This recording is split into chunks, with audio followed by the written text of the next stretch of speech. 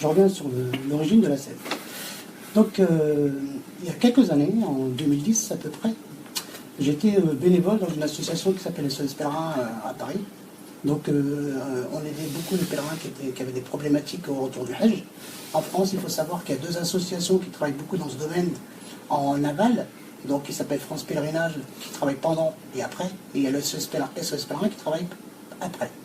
Donc, c'est les plus grosses associations. Et quand vous dites, excusez-moi, c'est pour que les auditeurs puissent comprendre et nous suivent un petit peu, quand vous dites SOS Pèlerin, pendant, avant, pendant et après. Non, avant, il n'y a personne. Oui, ok. En fait, voilà la nuance. Il y a deux grosses. C'est l'aventure. Voilà. Il y a deux associations qui existent en France. Il y en a peut-être d'autres, mais celles que je connais, c'est France Pèlerinage et SOS Pèlerin qui travaillent pendant le Hajj, France Pèlerinage, et après au retour, c'est surtout SOS Pèlerin quand il y a des mésaventures, des problèmes de Hajj. Donc, j'étais bénévole à SOS Pèlerin, et pour des raisons particulières et privées, j'ai dû arrêter. Et pendant cette période, j'ai constaté autour de moi, de ma famille, de mes amis, de la communauté, que les prix continuaient à augmenter, qu'il était anormal et injustifié par rapport à d'autres pays, que beaucoup de pèlerins se faisaient toujours escroquer, toujours le même problème, qu'il n'y avait pas de contrat de voyage, qu'il n'y avait pas de quelque chose de clair et d'honnête. Donc j'ai décidé en 2014, le 1er avril 2014, avec quelques personnes, où on s'est concerté pour créer une association pour qu'on travaille en amont. Parce qu'en amont, il n'y a rien. C'est le néant. En amont, c'est-à-dire de comprendre toutes les questions que se posent des milliers et des millions de personnes. Pourquoi le prix du Hajj a augmenté d'une façon exponentielle.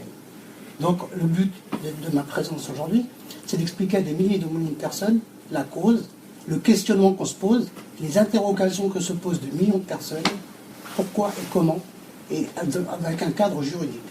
Le seul but de notre présence de l'association ASEF, avec moi en tant que président et tous les gens qui sont dans l'association que je représente aujourd'hui, le seul but c'est de faire baisser les prix et que les pauvres qu'on représente, qui ne peuvent pas accéder aujourd'hui et qui sont très en colère, qui accèdent un jour à leur rêve de leur vie et qui se font escroquer depuis des années, et pour que ça s'arrête. Donc aujourd'hui, j'ai mené une étude personnelle de 3 ans, jour, matin, nuit, de 3 ans, donc ça m'a pris du temps. Ça a été une étude assez longue, minutieuse, précise, concise, concordante. Je répète, minutieuse, précise, concordante, avec des éléments de preuve. Dans tout domaine, il faut des éléments de preuve. Donc j'ai apporté des éléments de preuve pour les interrogations que se posent des milliers et des millions de personnes, pour pouvoir comprendre pourquoi et comment. Pourquoi en France, les prix sont très chers par rapport à ici la Belgique, ou la Hollande, ou l'Espagne, ou l'Italie. Pour comparer les prix, nous avons invité M. Rachidi Mohamed, qui